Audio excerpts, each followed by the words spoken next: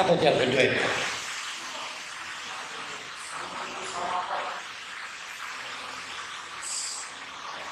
Allah lah pemilik kerajaan langit dan Allah pemilik kerajaan bumi. Habis ludes semua dikuasai Allah. Selain Allah hanya ketitipan mendapat kepercayaan untuk menguasai, maka kita disebut mustahil, dititip dengan batasan-batasan boleh mendaya guna. Mustahil. Problem kita adalah wa ilaina turja'un.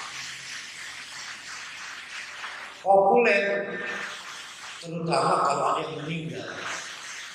Inna lillahi wa inna ilaihi raji'un. Semua harus kembali pada Allah.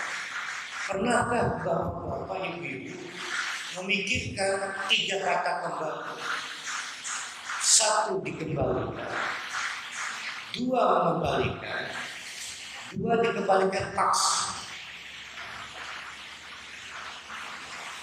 1 mengembalikan, 2 dikembalikan, 3 mengembalikan paksa. Mati itu dikembalikan paksa. Peristiwa wa ilaina turja'un, semua harus kembali pada Allah. Selalu kita berpikir mati itu dikembalikan paksa.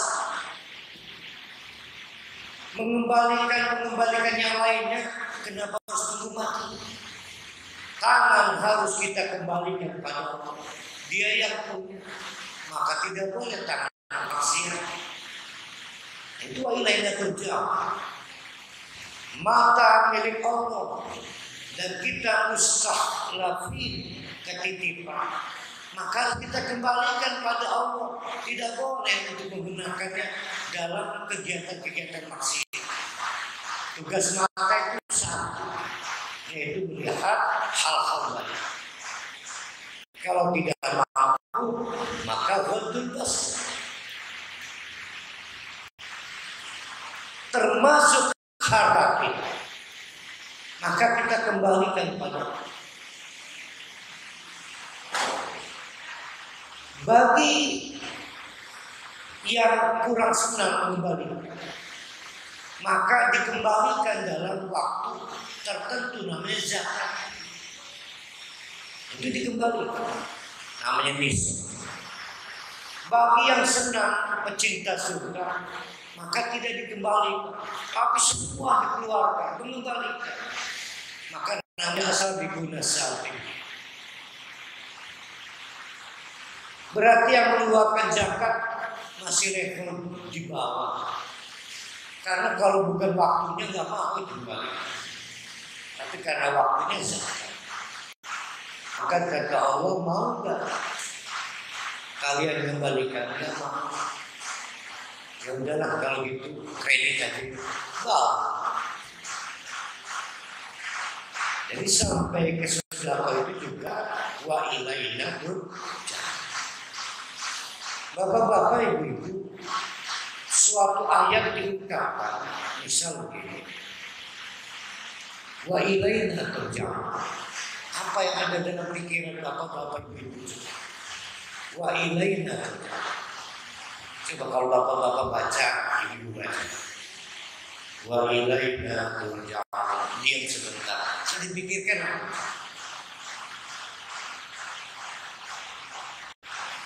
Yang harus kita pikirkan adalah banyak yang tidak mau kembali. Kalau Allah menyebut sesuatu, di balik itu yang terjadi. Itu kan banyak bertebaran kan, wa ilaina turja'un, wa ilaina turja'un. Artinya banyak orang yang tidak mengembalikan. Hatta kita termasuk itu. Ujung-ujungnya dikembalikan paksa, namanya mati. Kita kemudian menyebut inna lillahi wa inna ilaihi raji'un, tapi dalam suasana duka. Padahal sedekah sama. Innalillahi wa inna ilaihi raji'un. Menjalankan fungsi tangan, kaki, mata, kepala dengan baik juga sama. Innalillahi wa inna ilaihi raji'un.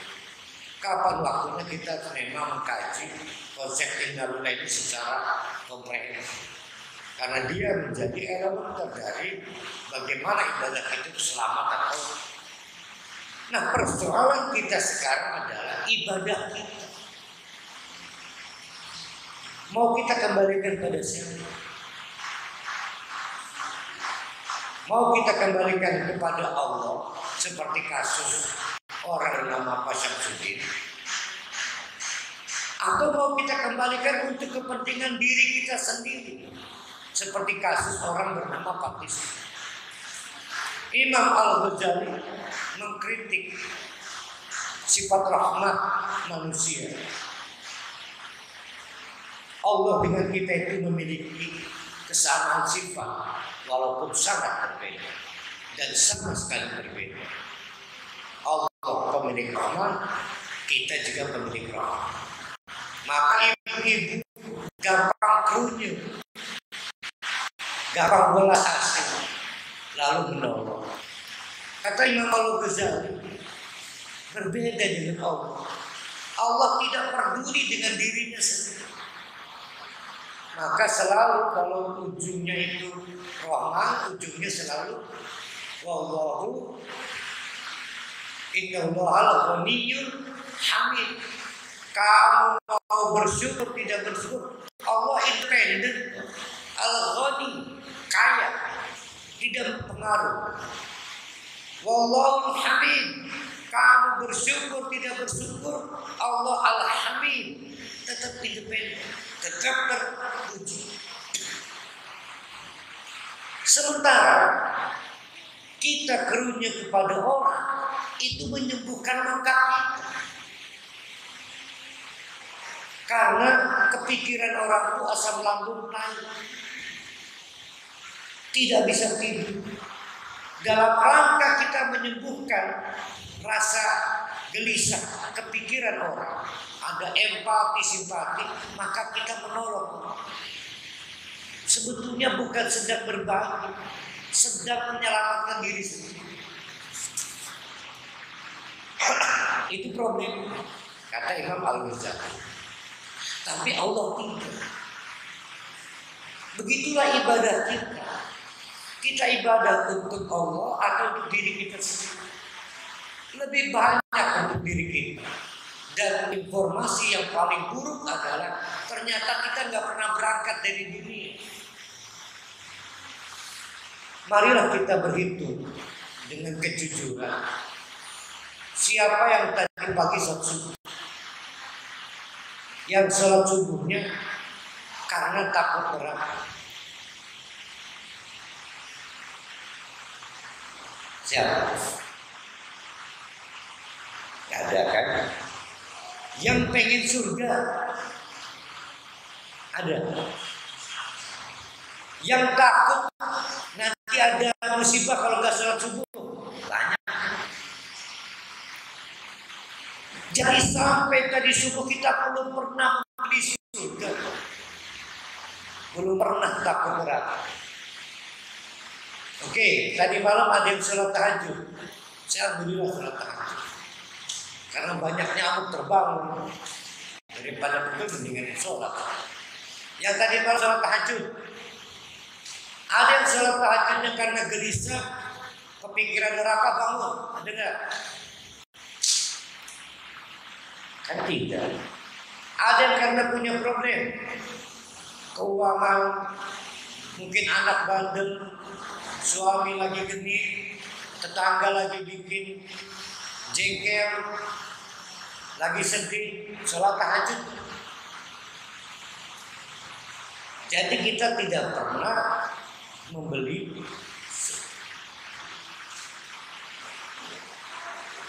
Itu yang disebut dengan konsideran kedua. Nah, sekarang yang ketiga, yaitu masalah al-amani. Penyakitnya gurur, tipu daya. Ini problem dakwah, problem saya, teman-teman asati, mubalik yang kita ini sayang ke jemaah, pengen memotivasi. Tapi saya dan teman-teman memang harus mengkoreksi. Bapak-bapak ini mukallaf subjek hukum, bukan anak PAUD.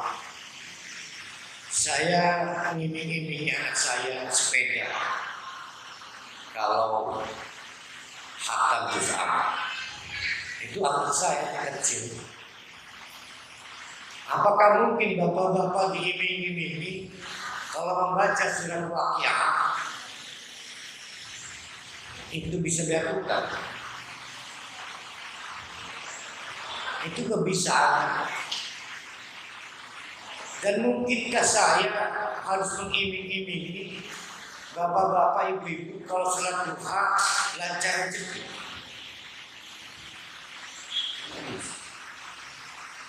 Tapi saking sayangnya dia Ustaz, maka dimotivasi jemaah.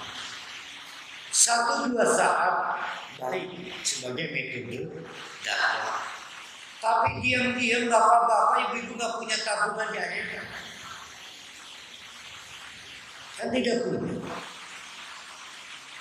Sholat duha karena berharap dagangan lancar. Berarti dapat apa tuh? Dapat cita-cita, yaitu dagangan lancar. Dapat surga, dapat penutup neraka, kok dia nggak berharap. Kalau mau kita jujur, sampai 2 kalimat salah, berarti amalnya nggak makbul. Nggak makbul kan? Amalan makbul adalah amalan yang diterima Allah untuk membuka jalan surga dan menutup neraka. Amalan makbul. Setelah masalah syarat rukun niat, nyatanya dagang ramai dan sepi itu teknik dagang. Manajemen perdagangan bukan sholat dulu. Berarti angan-angan bukan. Tapi setan pintar. Sholat dulu nanti subhanallah. Sholat. Tiba kita nggak pintar. Jam 9 masih belum ada yang lewat nih. Sholat khusus sholatnya betul khususnya. Apa yang terjadi setelah sholat? Kok masih sepi? Ya Allah. Itulah yang terjadi. Nah, peristiwa itu disebut al-amaniyu, angan-angan. Kenapa disebut angan-angan? Ya orang aneh. Kita mau beli surga, kita mau beli dunia pakai amal ibadah, nggak ketemu. Amal ibadah kita itu beli akhirat. Allah ini maha rahman, dan karena maha rahmannya, yang kafir sekalipun semua diberi rahmat Allah.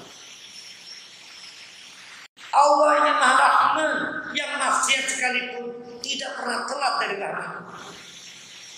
Ada orang tidak sholat nggak dapat oksigen. Ada orang karaokean zina nggak dapat oksigen. Semua ada.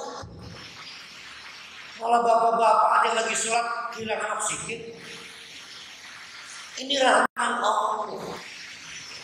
Dunia ini sudah dibuat mudah oleh Allah dengan taburan rahmat. Jangan merasa soalin untuk menaklukkan dunia. Jangan. Kita itu harus berjuang ibadah untuk menaklukkan. Karena tidak ada rahman di akhirat.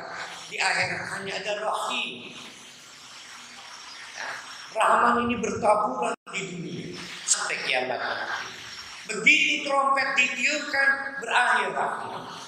Masuk fase rahim.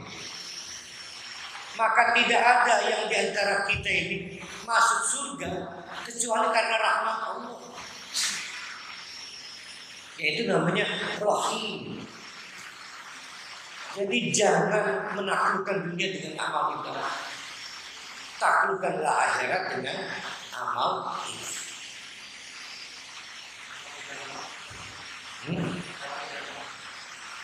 Ini mah ada kalau sedekah. Gimana sedekah bisa? Gimana rumusnya? Kalau kita sedekah dibalas 700. Min sumbulatin itu gimana? Dapat 700 tangkai.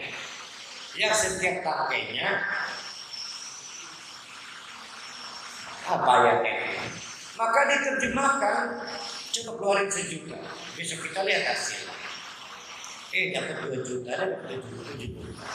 Tapi tidak semua responden dapat. Hanya nggak tahu tekniknya gimana. Oke, kita sedekah karena ini tidak. Siapa tahu besok dapat rezeki.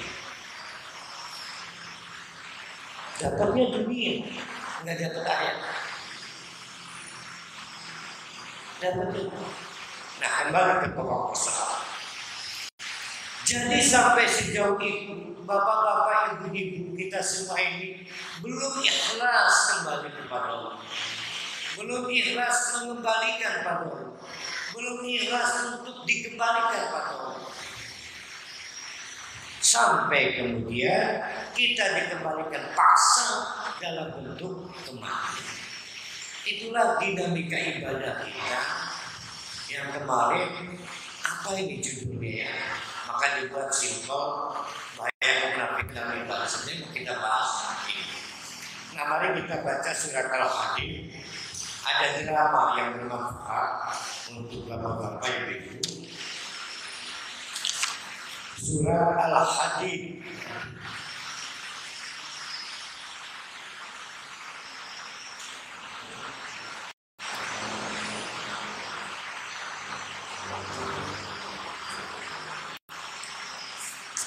Saya mau gambarkan dulu sebelum masuk ayat 12 ya. Kita akan baca ayat 12. Jadi gini bapak-bapak ibu-ibu.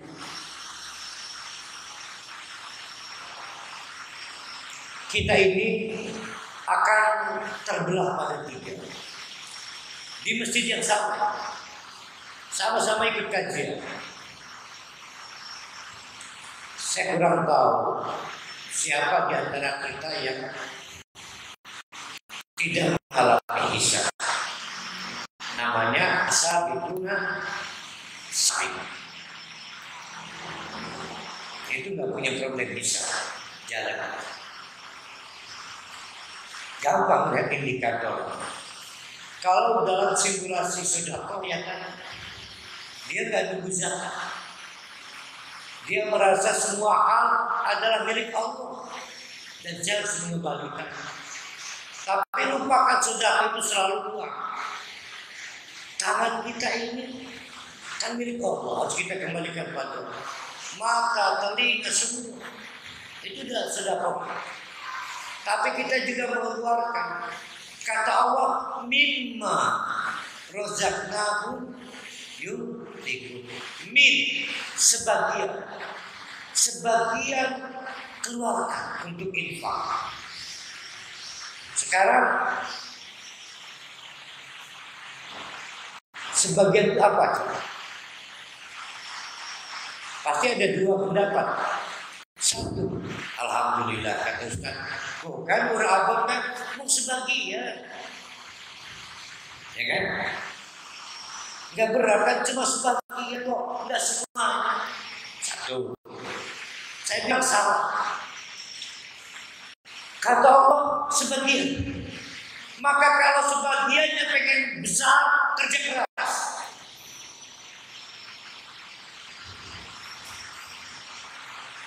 Sebagian dari 1 miliar berapa? 500 juta. Coba kalau kita kerja keras, maka bagiannya mungkin dari 10 miliar, 5 miliar. Menurut saya, Ustadz yang mengajarkan yang pertama, dia tidak pengen mendorong jemaahnya untuk asabi. Jadi jangan diterjemahkan tenang bapak-bapak ibu. Jangan khawatir, cuma setengah. Allah minta setengah, oleh karena itu kerja keras supaya setengahnya besar. Karena kita butuh banyak kapital untuk beli surga. Jadi jangan diturunkan kasihan. Kita itu harus cemas ke dalam surga. Jangan boros karena pengen setengahnya itu gede. Jangan foya-foya. Kan banyak ayatnya. Tapi kalau setengahnya itu dimaksudkan sebagai motivasi, tenang. Allah nggak minta semua kok. Setengah ya jadi kecil. Ini gede. Maka bapak-bapak ibu senang. Ternyata setengahnya habis kerja keras menunda belanja rumah, semua dikasihkan, merasa umur pendek. Itu namanya buah lain. Itu namanya asabi bersati. Beda lagi, masih jemaah sama, mungkin orangnya sama, satu majelis. Beberapa sudah lolos menjadi asabi bersati. Ada yang hitung-hitungan. Kembalinya ke tadi itu cuma setengah kan kalau dia setengah. Dapat upah apa ya Allah tenang, dapat ampunan. Oke. Maka kata Allah mau nggak kamu kredit ke saya? Oke kita baca ya. Man dzalladzi yuqridu qardan hasanan. Siapa yang mau akad kredit? Qardan itu kredit. Siapa yang mau akad kredit tapi hasan dengan saya paling tidak senang kalau terjemahnya heroik. Maka setiap kali ada list infak sedekah dipakai ayat ini ayat menghina iman kita, mengkritik iman kita. Allah yang punya alam raya ini, Allah titipkan pada kita, mau kita kembalikan kita hitung-hitungan. Tapi Allah sayang ke kita. Oke, kamu punya problem iman. Oke. Kata Allah, saya upahin juga. Gak merasa malu gitu. Malu gitu. Tapi Allah sayang kepada kita. Maka dilayani juga yang mau hitung-hitungan dengan Allah. Padahal kata orang kontang dusun. Melunjak. Kita dititipi tangan oleh Allah, dipakai yang baik-baiknya. Oke Allah, tapi minta upah ya. Oke saya kasih, tapi upah pahala. Fayudul bi'anifah, maka dilipat gandakanlah pahalanya, bukan bunga. Kalau bunga namanya bukan qardun hasanah, riba namanya. Maka yang mengajarkan sedekah dapat balasan uang besok hari itu namanya qardun sayyi'atan. Allah nggak buka bisnis begitu. Jangan meracuni jamaah ala kasihan. Ada lagi ibu-ibu nih penyakitnya yang lagi manduk rajin sedekah. Pengen punya janin dengan sedekah ke dokter. Suaminya lagi genit, coba Jumat berkah. Mau suaminya nurut, dia loh diancam, bukan saudara. Jadi jangan berusaha. Nah, begitu Allah menawarkan qardun hasanah, banyak yang tertarik. Lumayanlah 700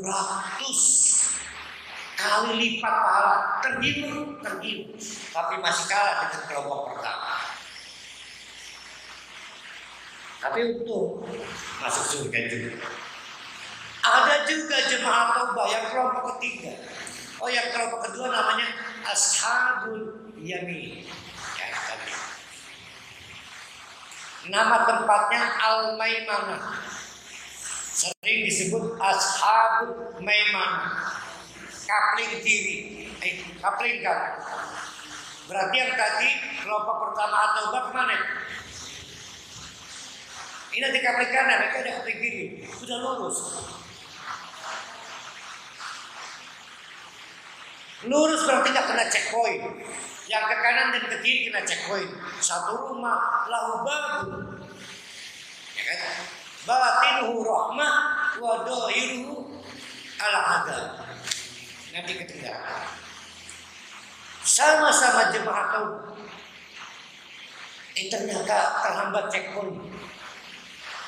Maka teriak-teriak, bukannya kita bareng ngaji? Oke.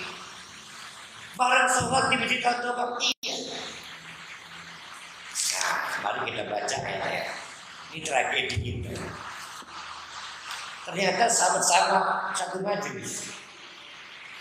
Yauma tarawal, buka ibu-ibu ayat 12 Al-Hadid dan seterusnya. Yang tidak pegang mushaf buka dulu ya. Karena kita akan baca panjang. Yauma, pada hari sejak trompet ditiup itu total kainnya 50.000 tahun sampai yang terakhir dihisab, mungkin jin, mungkin manusia, itu 50.000 tahun masa menunggu di padang masyarakat. Saya ini paling banter, hebat-hebat saya paling meninggal 65 atau syukur 70. Paling masa bagus ibadah saya 20 tahun, 30 tahun berganti. Dan saya masih harus menghadapi bentangan waktu 50.000 tahun. Syukur saya yang pertama dihisab. Gimana saya kalau yang terakhir dihisab 50.000 tahun. Matahari satu jengkala. Bahaya. Itu belum di neraka berbisnis 50.000 tahun. Dimulai dengan langit retak, gunung-gunung berterbangan, dan yang disebut gempa bukan gempa kayak di vulkanik tektonik. 15 detik, 45 detik, 1 menit berguncang tiada henti. Nggak pernah berhenti. Sedangkan oleh gempa saja ibu lari ke bawah, jipa, ada keluar semburat, lupa istri, lupa anak. Gimana kalau kita hadapi kiamat? Apa yang bapak-bapak ibu pikirkan tentang kiamat? Berat bagi orang kafir. Bagi kita nonton film, kita nonton masuk planetarium, lihat angkasa raya, tapi kita nonton. Dan orang-orang kafir berteriak berat. Rasa haus tidak bisa dihindari. Tidak ada yang bisa diminum kecuali tembaga cair yang panas. Tapi ngelak yang ngelak diminum juga. Itu bagi orang kafir. Kita di dekat suatu sungai tinggal cium. Namanya Telaga Kausar. Matahari satu jengkala 50.000 tahun. Itu bagi orang kafir. Bagi kita ada kanopi. Kelak nanti ada habis. Ternyata satu orang yang ada di bawah kanopi itu ditegur malaikat, "Lur, cepat masuk surga Khadijah kamu. Enggak, di sini juga enak. Dikira itu udah di surga." Pada hari itu akhirnya orang-orang yang kelompok atau pertama kedua itu kita lihat. Yang mata kita akan lihat al-mu'minina wal mu'minat, kelompok orang yang mengembalikan dengan suka hati tanpa iming-iming qardun hasan. Itu yas'a nuruhum, cahayanya berjalan. Saking terang benderangnya, kalau kita bawa senter orangnya kelihatan. Yang kelihatan jalan apa? Cahayanya. Baina aydihim wa bi aymanihim, baik di sebelah depannya maupun kanannya. Kata Allah, busyrakum al-yaum. Selamat ya, selamat. Ini kabar gembira buat kamu. Tidak ada hisab. Apa kabar gembiranya? Jannatun tajri min tahtiha al-anhar khalidina fiha. Dzalika huwal fawzul 'adzim. Nah, ini baru saya catat. Kelompok kabar pertama datangnya al-fawzul 'adzim.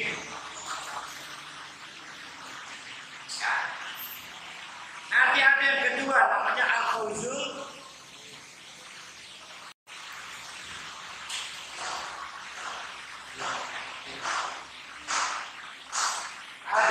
azim, ada fawzul karim. Kalau pengen dapat al-fawzul azim, jangan hitung-hitungan dengan Allah.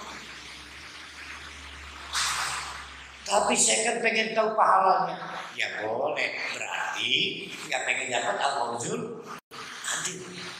Maka sholat duha karena takut neraka. Sholat tahajud karena takut neraka. Sedekahlah kalau karena takut neraka. Jangan karena dunia.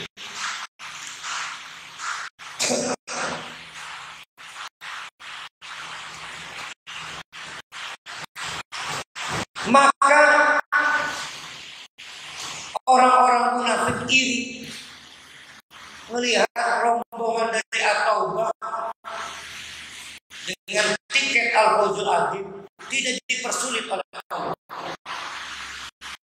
Yauma yaqulu al-munafiqun, orang munafik dan lelaki wal munafiqatu dan kalangan perempuan itu kemudian ngerewek berisi mereka berkata lilladzina amanu.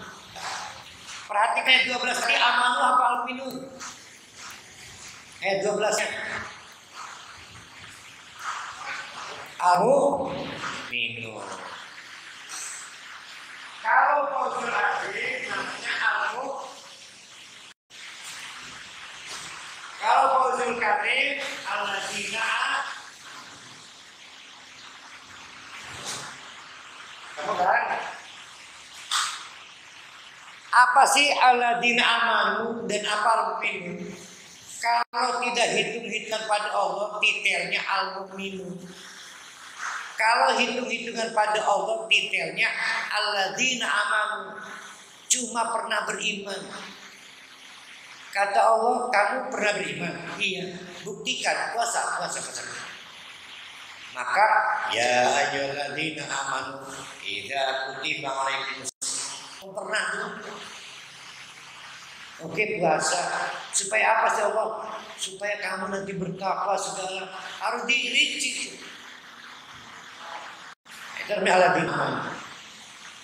Nah, tapi yang menarik, ayo kita baca lagi ya. Yauma yaqulul munafiqun wal munafiqat. Orang-orang munafik dari kalangan lelaki dan perempuan itu komentar tentang orang-orang yang enggak sehebat kelompok pertama. Hitung-hitungan juga sama dengan orang munafik.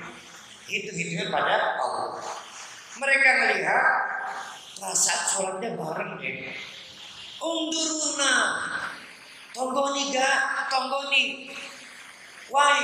Berarti jauh apa dekat? Orang gegemboran minta ditunggu jauh apa dekat? Dekat. Di belakang apa di depan? Tertinggal langkah. Berarti kita gak jauh ya sama orang munafik ya. Kalau dia teman kita, unduruna nakabis min nurikum, saya nebeng dong cahaya kamu. Gelap jalan. Ternyata satu seragam dengan kita, satu majelis, satu masjid, mungkin satu rumah. Dia suami kita, dia anak kita, mungkin satu bani, dia mamang bibi kita. Nak habis kami bonceng dong, nebeng, karena nggak punya senter, nggak punya cahaya. Kila, maka jemaah taubah yang punya saya ini bilang, amit nebeng, irjahu, balik mana sih? Balik lagi. Waro'akum ke dunia, faltamisu nuro, ambil cahayanya di dunia. Sadarilah ngecasnya di dunia, nyenternya di akhir.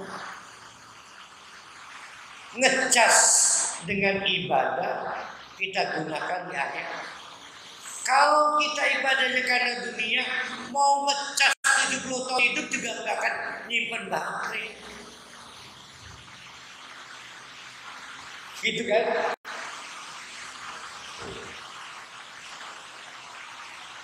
Faduriba bainahum bisuril lauba. Akhirnya dijegal oleh Allah, dihambat dalam sebuah posko pemeriksaan. Dihambat bisurin dengan sebuah bangunan. Laubabun, di dalamnya terdapat satu pintu. Ibu-ibu masuk ke rumah itu yang orang-orang munafik ketahan. Batinu fihi rahmah. Ibu-ibu dapat rahmat. Maka kata Allah kepada ibu-ibu bapak-bapak yang dalam rumah itu, sebenarnya Mesir ini berbagai dosa amat ibadah. Udah dengan majik neraka, bisa majik surga. Itu namanya roh. Wadhahiru min qibalihi al-adab. Tapi di luar berisik. Fatimah, lupa ya kita kan satu jamaah berisik. Bergoncang hatinya. Neraka belum dimulai, tapi itulah siksa dimulai. Namanya al-adab. Bagaimana tidak jengkel? Sholatnya bareng, yang lain masuk surga, dia enggak. Dan itu argo adab dimulai, neraka belum dibuka. Mau kembali sudah terlambat.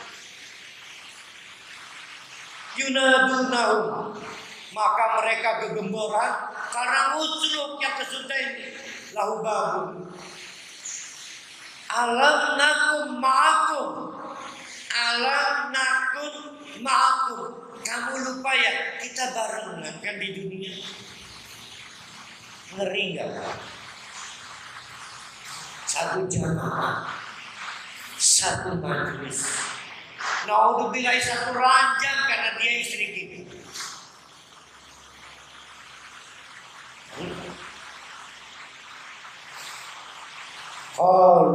Maka jemaah taubah yang divonis kekeraman itu berkomentar, bala emang sih kita ngajinya bareng, sholatnya bareng, sodakonya bareng, walakinnakum fatantum anfusakum, tapi kamu maniaya diri.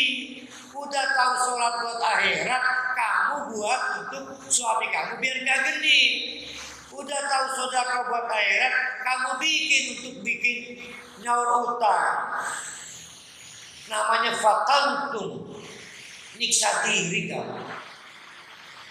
Kata jemaah taubah, wa tarabastum, kamu juga julid. Bapak-bapak, ibu-ibu, tidak pernah kita tahu di antara kita siapa yang munafik. Tapi setiap orang munafik tidak senang kalau kita itu sukses. Terus watarobas, hatinya julid. Cerita bagus takdirnya, pengen jalan. Padahal dia orang munafik. Itu namanya watarobas. Dia bukan soulmate kita, hanya kebarengan aja di masjid ini. Wartabtum, raibun. Apa raibun artinya? Ragu. Wartabtum, tidak yakin bahwa ibadah itu untuk akhirat. Tidak yakin. Kalau ada orang tidak yakin, berarti ada yakinnya kan?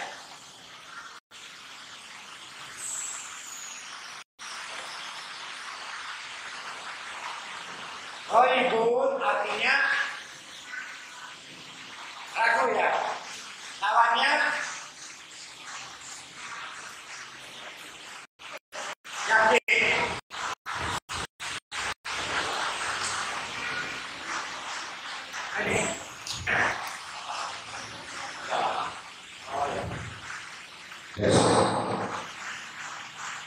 Ada yang ragu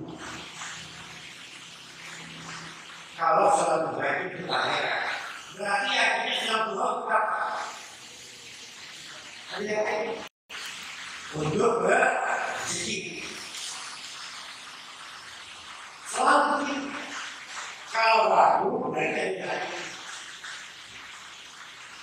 Waktu dan kalian ragu dengan janji Allah tentang surga, ancaman Allah di neraka, berarti tidak ragunya neraka. Allah menjanjikan surga, mengancam dengan neraka, dimulai dengan kiamat, dimulai dengan alam kubur. Tapi kita tidak yakin, ragu, berarti kita yakinnya apa? Yakinnya adalah janji kenikmatan dunia dan takut risiko dunia. Kita pengen kaya di dunia, kita pengen senang-senang di dunia, kita takut miskin, kita takut doib, kita takut sakit. Itu saja. Maka amal ibadah kita di antara dua bandung itu. Apakah yakin pada akhirat atau yakin pada dunia? Itulah yang disebutkan waktu.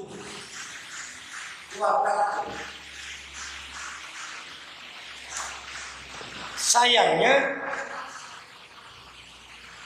ada fadhailul amal. Sayangnya ya. Dan itu mengganggu kita. Maka kita baca surat Yasin. Karena ada fadhailullah. Siapa yang sholat subuh apa itu? Fadilah itu apa? Sholat subuh berjamaah di masjid.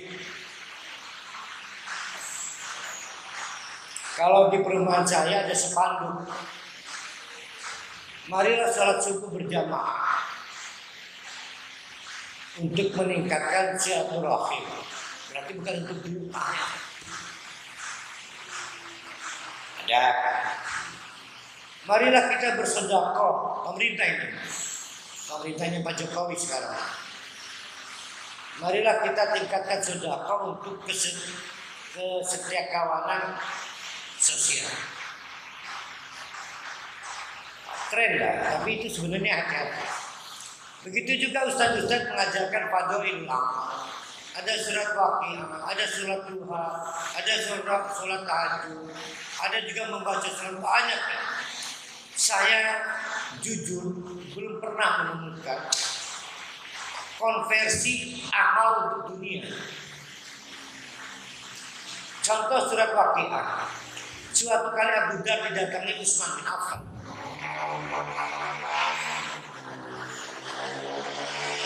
Abu Dhar ini miskin, anaknya banyak, udah miskin anaknya banyak. Utsman saudagar, mungkin penguasa pasar lah di sini. Berkunjung ke Abu Dhar, Lur, kamu ini butuh apa sih? Anak-anak miskin. Udah kamu butuh apa? Man, lagi kita nomor teges. Baru saya mati terlambat. Bukan kena anak-anak ini, bukan cermat. Oh enggak perlu. Anak-anak saya cukup baca surat Waqiah. Diajar oleh Nabi, siapa yang membaca surat Waqiah, maka Allah akan bisa mengalahkan. Diterjemahkan oleh para ustaz, baca surat Waqiah bisa melunasi hutang.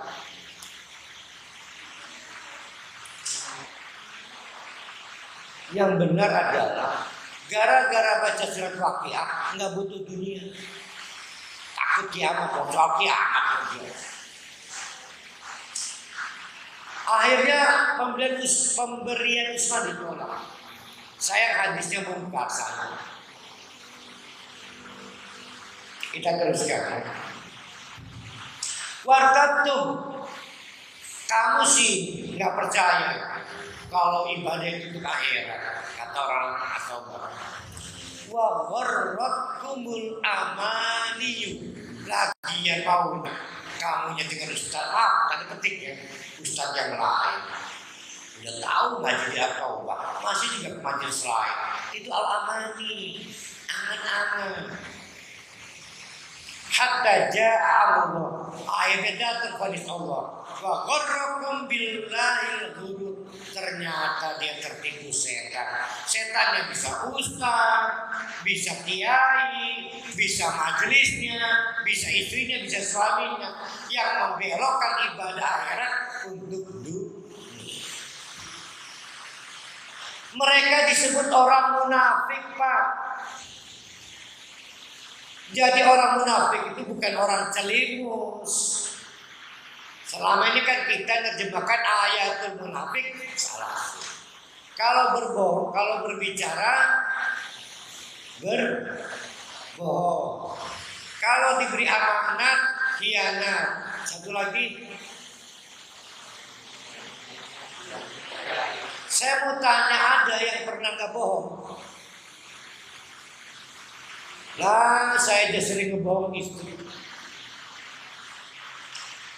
Itu kalau pernah bohong belum munafik, dosa berbohong. Tapi kalau profesional ngebohong munafik. Ciri-ciri lain, tapi persoalan yang elementer adalah orang munafik beribadah bukan untuk akhirat, tapi untuk dunia. Kenapa oleh Al-Hadid disebut munafik? Kan kita ketipu. Taunya nanti di akhirat. Garan ke sini. Itu taunya di akhirat. Ada dua yang kita ketahui di akhirat. Satu, tanda orang munafik. Yang kedua, tanda ibadah. Semua diketahui di akhirat. Yang satu dapat sinar, yang satu tidak dapat sinar. Termasuk min athari sujud, bekas sujud itu diketahui binuri ya. Tidak ada di dunia ini tanda ibadah. Tidak ada. Di dunia ini juga tidak ada tanda munafik. Kita tahunya hatta ja'a amrullah, pada saat vonis datang. Oh, munafik sekali. Untuk saya, walaupun bukan al-mu'minun alladzina amanu. Ya Allah ya.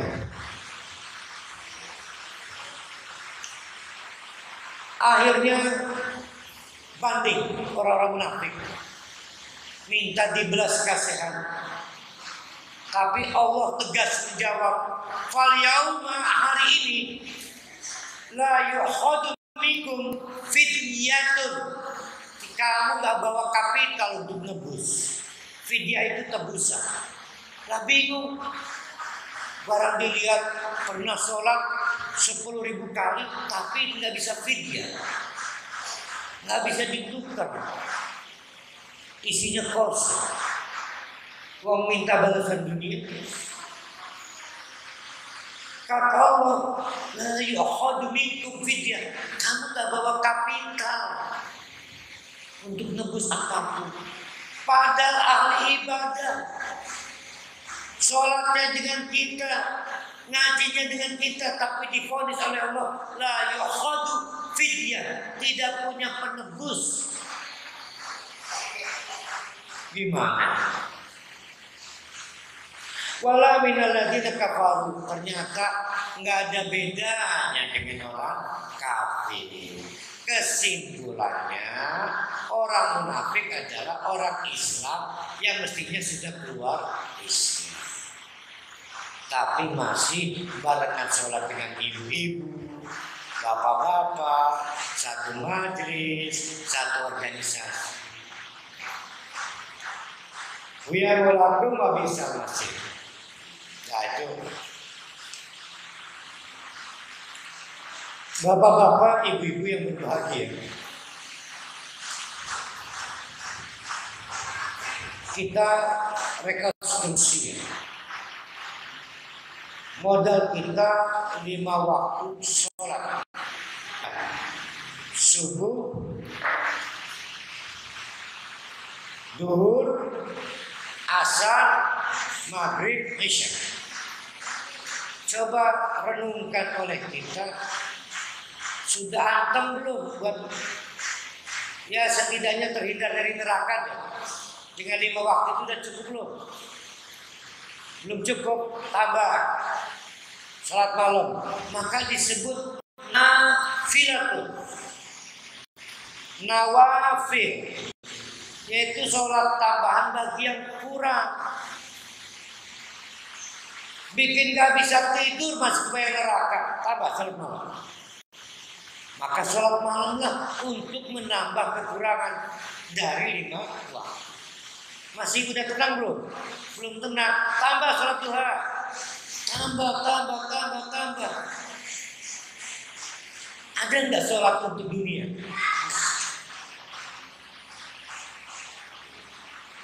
Jadi udahlah, kalau pengen kaya belajar ke orang kafir. Kalau pengen sehat jangan punya penyakit. Bukan baca Quran. Sedekah. Ya karena kita mau mengembalikan pada Allah. Punya uang 50, udah merasa tenang belum?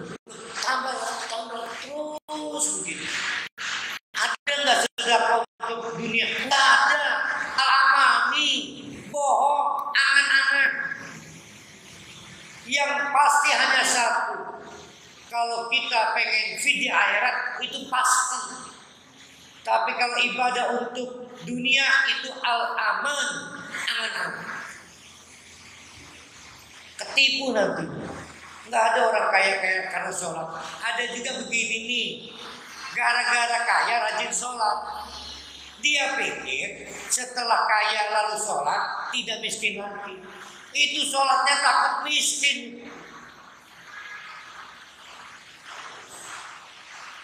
Alhamdulillah kebeli mobil, besoknya sedekah, ketagihan rezeki Allah itu sedekah, bukan beli surga. Kita memancing dengan sedekah untuk dapat rezeki lagi, nakal. Jadi rata-rata kita sedekah karena ketagihan rezeki Allah. Bukan karena menutup pintu neraka dan surga. Dan semua itu bapak-bapak ibu disebut dengan kemunafikan. Semua itu disebut dengan kemunafikan. Informasi terburuk untuk kita tahu soal kita itu di akhirat.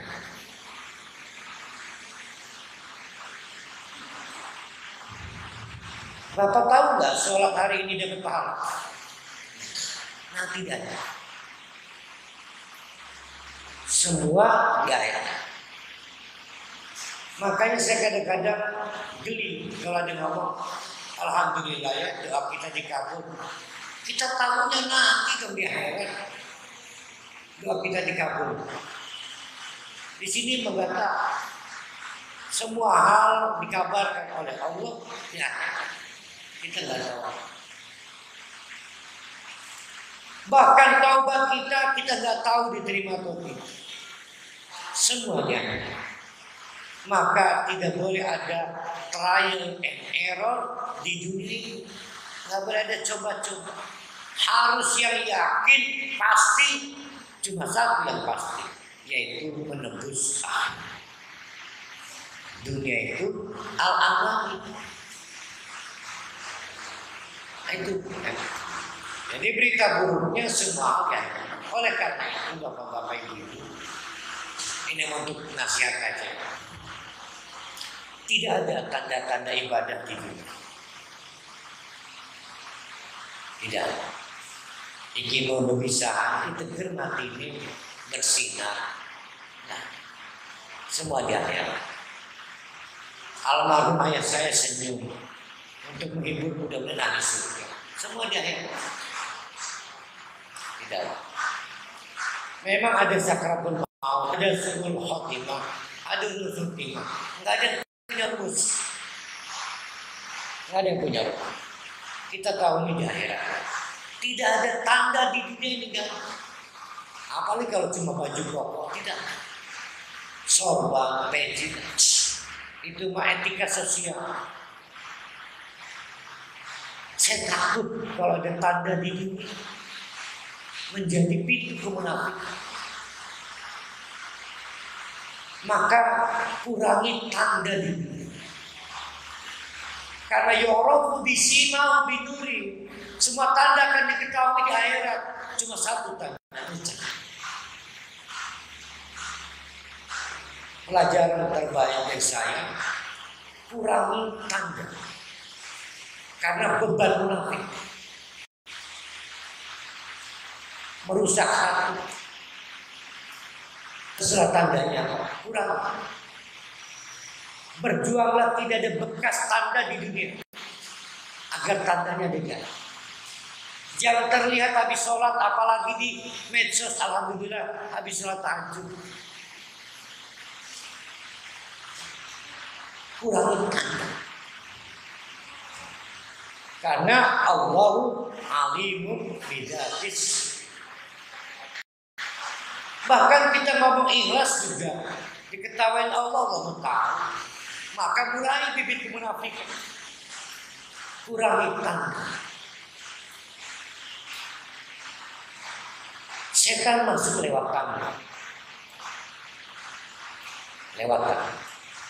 Ada kostum, ada cara jalan. Nabi jalannya nggak lamban, cepat. Tapi kalau udah jadi abu ya lamban banget.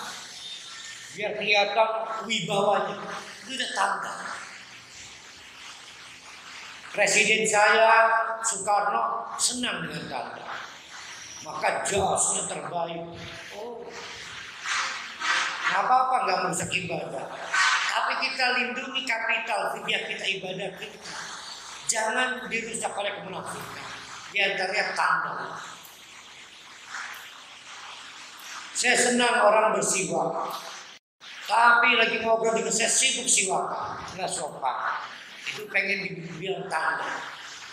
Sholat bareng dikantongi. Itu kotor. Taruh dulu. Itu tanda. Begitu banyak tanda. Dan setan itu memang luar biasa ya. Tapi kalau penyemangat ada batas. Kita bikin kaos dengan tematika, kita butuh memotivasi kita. Tapi batasi itu bukan tanda. Karena semua tanda dari kita sujud berusaha jangan timbul tanda. Kalau perlu tahan.